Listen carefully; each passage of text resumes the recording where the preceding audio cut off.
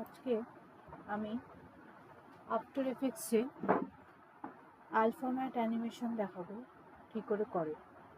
তার জন্য আমি একটা সিনারি নিয়ে নিয়েছি। সিনারিটা আমি প্রজেক্ট ফাইলে রাখবো। এটা সাইজ বড় করব, কারণ এস টিপে তো আমরা জানি যে সাইজ বড় করতে হয়, এস পজিশন বড় করতে হয়, পি ওপাসিটি বড় করতে হয়, টি আর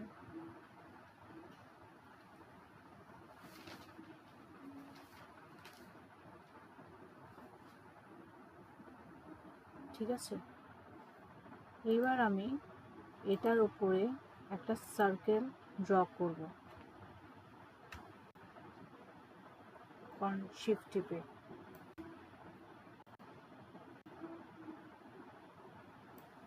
এবার কি করব, এবার আমি দেখে নেব ইমেজটাকে আমি শেপের মধ্যে আনব।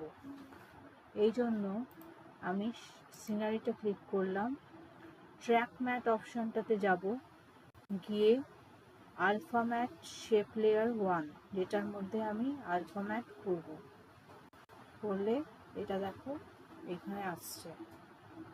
ঠিক আছে, এটাই হচ্ছে আজকের ভিডিও। যদি ভালো লেগে থাকে তাহলে আমাদের সাবস্ক্রাইব করতে ভুলো না চ্যানেল। Thank you.